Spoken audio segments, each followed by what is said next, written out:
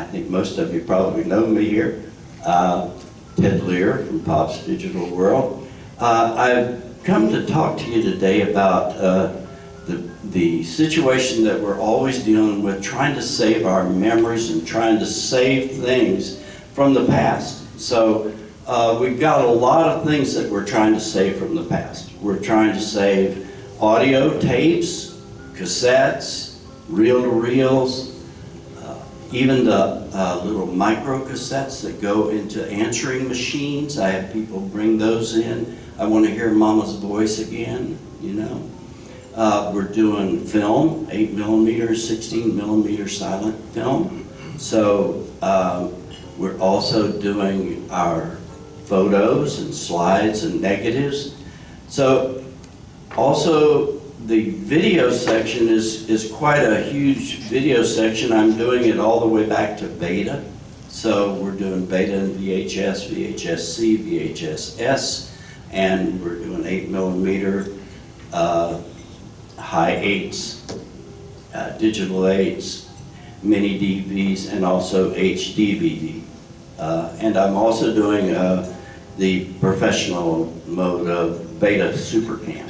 So you can get these things all into a thumb drive or to a DVD, or if you want, you can bring a hard drive.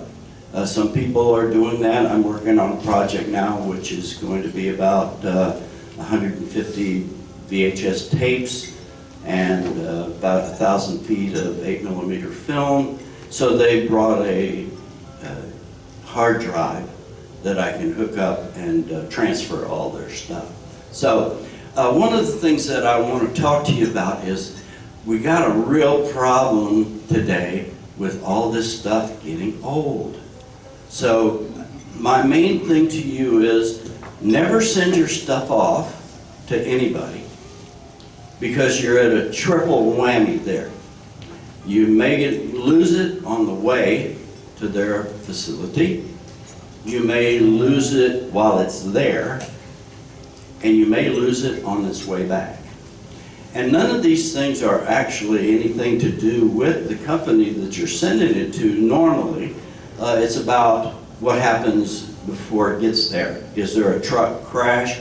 I'm sure that many of you have seen UPS trucks, USB trucks, FedEx being involved in accidents where the stuff is all over the road. And you never know what's going on there.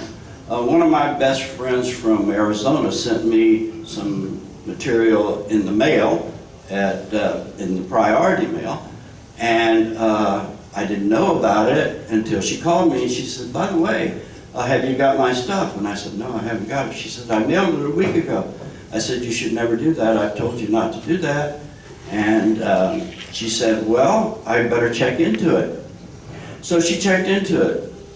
So instead of coming here to Salem, Oregon, it went to Guam. So after she got that message, they sent it back to Hawaii, and then they sent it back to her in Arizona. And then when she came to Salem, her mother was in assisted living here. When she came, she brought it to me. So my advice to you is that's what I'm in business for. I'm here to try and save you the hassle of losing this stuff, and you can't ever replace it. So that's my main goal, is to make sure that you're coming to me, giving it to me, I hand it back to you when it's finished. So the thing is that please don't try to send your stuff someplace and lose it. That's the main thing with memories, because you can never replace them. So I've given each one of you, I've tried to give everybody one of these little flyers. And as you can see, we're talking about the audio and the film, the transfers and cassettes and all that stuff of the CDs and DVD copies. I have a lot of people bringing those. One of the things I need to tell you about, which is not a normal thing as much as VHS is, but there were camcorders that did mini DVDs. And the problem with those is most of those needed to be finalized. And people pulled those discs out of their camcorders without finalizing them. Unfortunately, there were many different manufacturers of mini DVD camcorders. All of them are prioritized. That means if you have a JVC, Sony, Hitachi, Canon, whatever you had, it had to be finalized in that camera. So I have a lot of that where it wasn't finalized. So through the years of developing all of these things, I got about $40,000 worth of equipment, but I probably got another $2,000 or $3,000 worth of software to do things that, just like what I'm talking about. I can actually pull something off of that disc that was never finalized. So I provide services for the oddities, okay? I had a record that was brought to me that was cut at home back in the 40s, okay? When I set it down to play it to try and pull stuff off of it, it said, if you turn this over, and that's all it said. So I put the needle on and it says that, Grandma, if you turn this over, it was playing from the inside out, not from the outside in. There are all kinds of things like this happening within the industry of people doing things that you have no idea that they would even think about doing them. So that's where the experience comes in of doing this. I wanted to tell you, just a little vague thing. This is reel to reel. They made these in little 3-inch reels, and they were taking, all during the war, people were sending them back and forth. The husband and wives, and people before, when we had long distance telephone calls that were so expensive, they would send reels and reels. Well, somebody lived in the East Coast, somebody lived in the West Coast, and they would send them back and forth to communicate. So reel to reel is still one of those things I get a lot of. So this is a thing that I had to bring to you. This just came in yesterday. This is 8mm video. When you pull up a little lever here on the side, you can lift this up, and you can see that that's hanging out.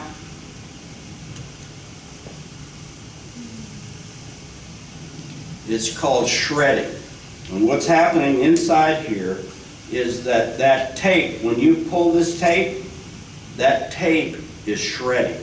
It is stuck to the other part of the tape, or it's stuck on the edge where there's a burr, a little kind of knot where it is making it just grab that and cut the tape. So shredding happens in most all of tape.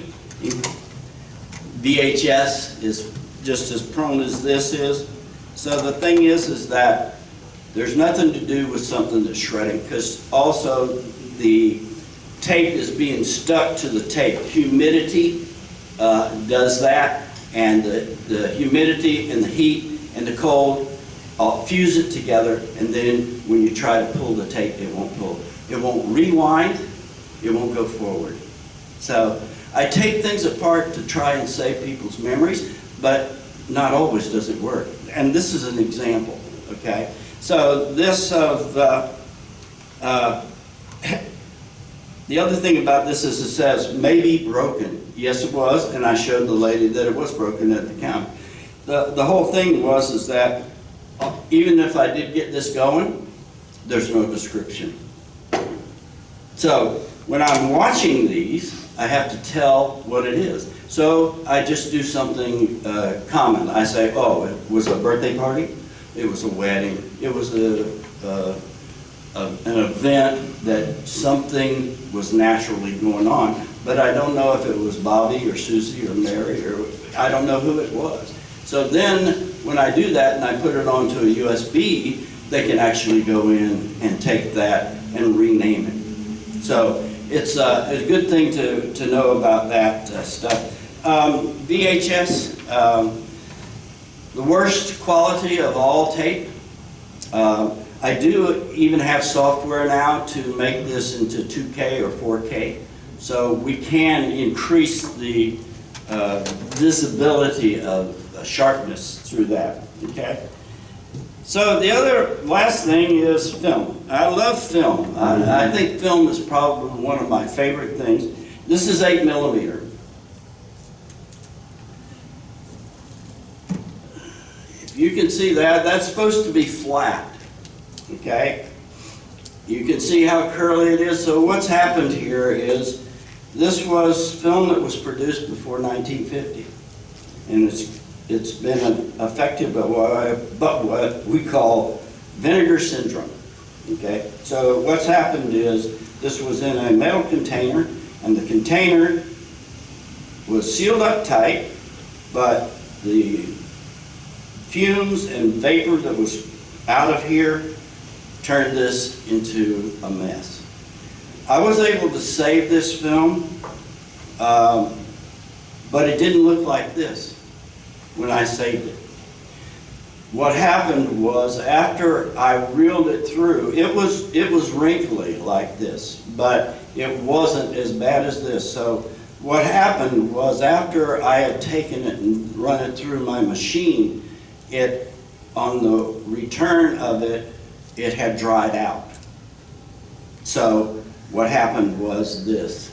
So I have stuff like this in 16mm down at my shop, and you can look at that, and it's a brick. So in other words, instead of getting to this was mild. It got to a brick to where there was nothing to be done. You couldn't even pull a piece out like this. It was just one solid mass piece, vinegar to brick. So that's one of the things I want to tell you. You don't want to wait any longer to do that stuff. My last thing is, this is something that we see a lot of on the internet, on YouTube. This is a USB adapter to computer to take your videotape or any of the RCA kind of connections and hook it into this and plug this into your computer, and the software will take that and put it into the computer. Now, part of my business is, does this work and is it any good? So a lot of my time is spent trying to figure out whether or not this is as good as what I'm doing, or whether it's as bad as you can possibly imagine. So I can tell you that this actually works, okay? But the quality of that is not something that you want to see. So these things, they're made in all kinds of different names and stuff. So if you see something like this and they're saying, you do this and you can do this in your computer at home, don't be expecting to see the quality that you're seeing when you played it on your VHS. That's the main thing. Elgato is one of the big brands of that, and I got to tell you that Elgato is not any better than any of this. So I've always been searching for this type of connection to the computer to make it work, okay? I've only found one device that will actually do that. It's not made like this, okay? It costs $250 to buy one, okay? And I use them at the shop because I can go directly to USB instead of going to DVD. So the thing is that those devices are special, and you still have to know how to use that device. So there's all kinds of electronic stuff that you need to know too. So my education continues. Matter of fact, I got to put this in at the end here. Ashley's son, who just turned 16, worked with me for a month or so at my shop as an intern. Troy is his name, and Troy is a brilliant young guy, and he introduced me to Streamlabs. And Streamlabs has turned out to be one of the greatest things that I discovered from him in being able to do things that are pretty much impossible otherwise. So I'm going to give you an example of what Streamlabs did for me just here in the last few days. Streamlabs is a thing to hook up to your computer. It's a software program that will let you stream what you see on your monitor. Okay, so you can actually record that. Most of this is being used by gamers. Okay, they're gaming and they're using Streamlabs to record the stuff that they're doing in the game. Okay, so the thing is that the other day I had a customer who wanted me to download off of YouTube Joe Cocker's Let It Be. So I normally never have any problems. So what I did was I went to YouTube, and I have a downloader. So I went to it and I went to download that, and it turned out that that Joe Cocker song was only available with 435 other videos, all on the same download. So I said, God, that's awful. I can't even eliminate all those and check one and download it, okay? So I used Streamlabs to do the audio of just that song. So, in other words, what I do requires thinking. Not only in the aspect of what I've learned from Troy and his stuff. By the way, Troy is into robotics. He's a brilliant young guy, you know. So I really got to tell you that, you know, I'm selling my business. I'm selling my business because I'm wanting to get out of this and do something else, that I have another project that I want to work on. But the thing is that I've had some people that have the money, but they have no knowledge. I want my business to remain. People want my business to continue. So I'm trying to sell my business to somebody who can learn it and do it. And I'm selling my business actually for what I have in equipment. It's not even about what I make, okay? So this is a really great opportunity for somebody to do this, but they have to have what I have. And that's the one thing that runs life. It's called passion. So I have a passion to do this. I rewound a tape the other day that wouldn't run or wouldn't reverse, wouldn't go forward. I took it apart and rewound it by hand to save these people's memory. Luckily, it was only 30-minute tape. But I spent an hour doing that. Why? Passion. I'm passionate about saving these memories. I want someone else to take my business and treat it the same way. I want the quality, I want the personal opinions and personal development of every person that comes into my business. I want that to let them know that whatever they're going to do with me is going to be the best I can do, just like it was for me, just like it was my own stuff. So I want you to know I'm here to help you in any aspect that I can. And there are some things that I don't do. I have a company downtown called Allied. And Allied has U-matic.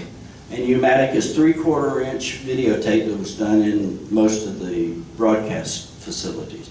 But the machines are no good anymore. You can't buy one that works. And so they have some U-matics. They're a TV producing place. So anyway, I will find the information that you need and will help you get what you need. And I'll also tell you whether it's not possible.